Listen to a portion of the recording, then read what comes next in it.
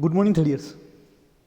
अपने टॉपिक्स जो हम डिस्कस कर रहे हैं इन डी यू रिकॉर्डर क्लासेस के द्वारा, उसके अंदर कंटिन्यूशन में हम जैसे कि कंजेनिटल एब्नॉर्मलिटीज़ वाली जितनी भी डिजीज़ेज शुरू करें, उसके पहले मैं आपको इंट्रोडक्शन के रूप में बताना चाहूँगा कि अपने कौन कौन सी ऐसी डिजीज़ेज है जो कि कंजेनिटल होती हैं। कंजेनिटल होता क्या है?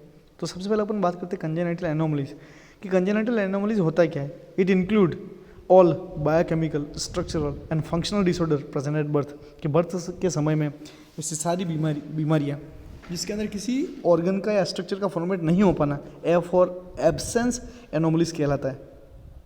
कंजेनिटल माल फॉर्मेशन का मतलब होता है कि कोई चीज़ बनी तो है स्ट्रक्चर पर आधी अधूरी बनी, उसको अपन माल फॉर्मेशन के नाम से जानते हैं। तो कंजेनिटल एनोमलीज के अंदर अपन बात करें किसी ऑर्गन का शरीर में होना ही नहीं। और कंजेनिटल माल फॉर्मेशन का मतलब होता है कि एबनॉर्मल स्ट्रक्चर का फॉर्मेशन होना। इंसिडेंस की अगर अपन बात करें तो हर 1000 बच्चों में से 30 से 70 बच्चों के अंदर ये वर्ल्ड वाइड कंजेनिटल डिसऑर्डर होते हैं। अगर इंडिया के अंदर बात करें तो हर 1000 लोगों के बीच में 2 से 4 लोगों के बीच में कंजेनिटल एब्नॉर्मलिटीज़ होती है। ऐसे कौन कौन से कारण हैं जिनकी वजह से कंजेनिटल एब्नॉर्मलिटीज़ हो सकती है? तो एग्जैक्ट कॉज तो अभी तक पता नहीं चला है, पर कुछ मेन कारण है जिसको डिस्क्राइब किया गया है। पहला है जेनेटिक फैक्टर्स, दूसरा है एबनॉर्मल क्रोमोसोमल पैटर्न और तीसरा है एबनॉर्मल यूटेराइन एनवायरनमेंट। तो जेनेटिक फैक्टर्स की अगर बात करें कि जो पेरेंट्स हैं जिनका स्पर्म और ओवम मिलता है और जाइगोट फॉर्मुलेट होता है और उनके जेनेटिक पैटर्न के अंदर कोई डिस्टर्बेंसेस होते हैं तो उन पेरेंट्स से पैदा होने वाले बच्चों के अंदर बर्थ डिफेक्ट हो सकते हैं। एबनॉर्मल क्रोमोसोमल पैटर्न कि जैसे कि किसी एक क्रोमोसोम की संख्या का डबल होना, ट्रिपल होना, एब्सेंस होना, जैसे कि डाउन सिंड्रोम है, हीमोफीलिया है, ऐसे बहुत सारे डिजीज़ हैं जिसके अंदर क्रोमोसोमल स्ट्रक्चर के डबल होने की वजह से ये डिजीज़ हो सकती है। तीसरा है एबनॉर्मल इंट्रायूटेराइन एनवायरनमेंट।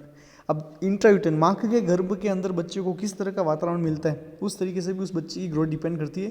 जैसे कि कहते हैं कि storch, syphilis, toxoplasmosis, rubella, cytomegalo virus, हब्स वायरस, ये ऐसे इन्फेक्शंस है जिन इन्फेक्शन के अंदर फीमेल में मौजूद होने की वजह से बच्चे के अंदर कंजेनिटल मालफॉर्मेशन होने के चांसेस बढ़ सकते हैं। मैटरनल रेडिएशन की फीमेल का बार बार रेडिएशन से एक्सपोजर होना, uses of drug, excessive drug का यूज़ करना कंजेनिटल एनोमलीज को डेवलप करा सकता है। मैकेनिकल फैक्टर्स जैसे कि एमनियोटिक फ्लूइड की कमी होना, एमनियोटिक फ्लूइड का अधिक होना, एक्टोपिक प्रेगनेंसी होना, ऐसे बहुत सारे कारण हैं। ये मैकेनिकल कॉजेस के अंदर आते हैं जिनकी वजह से ये कंजेनिटल मालफॉर्मेशन हो सकता है। अब हम क्लासीफाई करते हैं या क्लासिफिकेशन अगर ढूंढते हैं तो हर सिस्टम के अंदर अलग अलग है। जैसे कि सेंट्रल नर्वस सिस्टम की अगर बात करें तो एनेंसिफेली कि ब्रेन का एब्सेंस होना, माइक्रोसिफेली मस्तिष्क का छोटा होना, स्पाइना बाइफिडा कि एक तरीके के स्पाइनल कॉर्ड के अंदर डिस्टर्बेंसेस होना, हाइड्रोसिफेलस CSF का एक्सेसिव सिक्रेशन होने से ब्रेन की साइज का बढ़ना। GIT ट्रैक के अंदर अगर अपन बात करें तो क्लेफ्ट लिप, क्लैप पैलेट, कटा हुआ तालू, कटा हुआ होंठ, ईसोफेगल एट्रेसिया, जो ईसोफेगस है वो सही तरीके से फॉर्मेट नहीं होता है, ईसोफेगल फिस्चुला, एबनॉर्मल जॉइंट होता है, pyloric stenosis, diaphragmatic hernia, recto anal malformation, megacolon, ऐसी बहुत सारी डिजीज़ होती है। रेस्पिरेटरी डिसऑर्डर के अंदर सिस्टम के अंदर अगर बात करें choanal atresia, diaphragmatic hernia. Circulatory system के अंदर अगर बात करें तो इन्फेंट के अंदर कंजेनिटल हार्ट डिजीज हो सकती है, वेंट्रिकुलर सेप्टल डिफेक्ट हो सकता है, एट्रियल सेप्टल डिफेक्ट हो सकता है, पेटेंट डक्टस आर्टेरियोसिस हो सकते हैं, फेलोटेट्रोलॉजी हो सकती है, साइनोटिक गैसोनोटिक हार्ट डिजीज हो सकती है।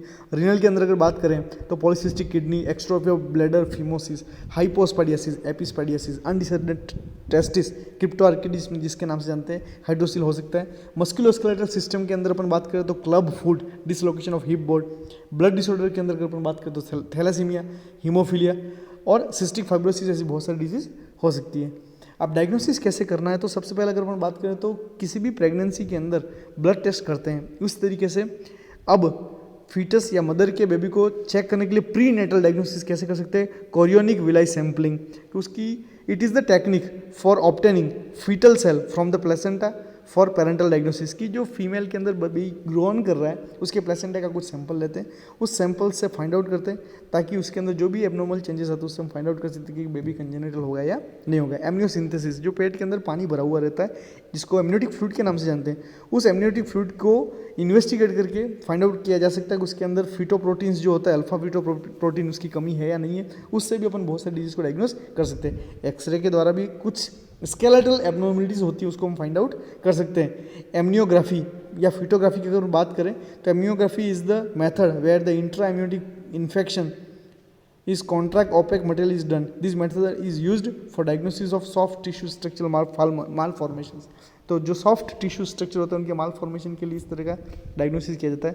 अल्ट्रासोनोग्राफी, ब्लड टेस्ट, इसके द्वारा हम किसी भी कंजेनिटल मालफॉर्मेशन को फाइंड आउट कर सकते हैं. मैनेजमेंट कैसे करते हैं? तो there is no cure for the genetic disease. के जेनेटिक डिसऑर्डर के अंदर कोई भी क्योर नहीं है, कैसी कोई भी मेडिसिन नहीं है जो जेनेटिक डिसऑर्डर को सही कर दे. हाँ, उसके लिए प्रिवेंटिव और करेक्टिव सर्जरी या मेजर्स जरूर है, जैसे कि सर्जिकल रिपेयर, जैसे कि कटा हुआ होटल, कटा हुआ तालू, तो उसको सर्जरी के द्वारा सही किया जा सकता है. ऐसे बहुत सारे सर्जिकल इंटरवेंशन है. प्रोडक्ट रिप्लेसमेंट, कभी कभार कुछ ऑर्गन नहीं होते या फिर कुछ फ्लूइड थेरेपी है, जैसे कि थैलेसीमिया, हेमोफिलिया है, तो ऐसी कंडीशन के अंदर ब्लड के कुछ कंटेंट को या प्रोडक्ट को रिप्लेस किया जा सकता है, जिससे डिसऑर्डर को हम दूर कर सकते हैं. सबसे ज़्यादा इंपॉर्टेंट है कि जिनको है कंजेनिटल डिसऑर्डर उनको तो ट्रीटमेंट करें, पर औरों को नहीं हो उसके लिए बेबी की प्लान करने से पहले जेनेटिक काउंसलिंग को देना ज़रूरी है. Genetic counselling is communicating process in which relating to the problem of occurrence and recurrence of the congenital और heredity disorder in the family. भी किसी भी परिवार में बार बार कंजेनिटल डिसऑर्डर का होना इस बात का प्रमाण देता है कि कहीं ना कहीं जेनेटिक डिसऑर्डर्स हैं. तो उन फैमिली मेम्बर्स को पहले से जेनेटिक काउंसलिंग दे दी जाए, ताकि जब वो बेबी का प्लान करे तो वो बेबी उस तरीके से डिसऑर्डर वाले पैदा नहीं हो. तो nurse must understand the parents reaction to the congenital anomalies. Nurse must assess infant for the deviation from the normal body structure to the abnormal body structure. Parents should be given opportunity to ask questions, कि माँ बाप को ऐसा मौका दिया जाए कि वो कुछ तो क्वेश्चन पूछे उस डिसऑर्डर के, उस समझने के बारे में. Parents should be explain about the disorder, और पेरेंट्स को जितना हो सके उस डिसऑर्डर के बारे में एक्सप्लेन करें, ताकि वो उन बेबी का उस तरीके से केयर कर पाए.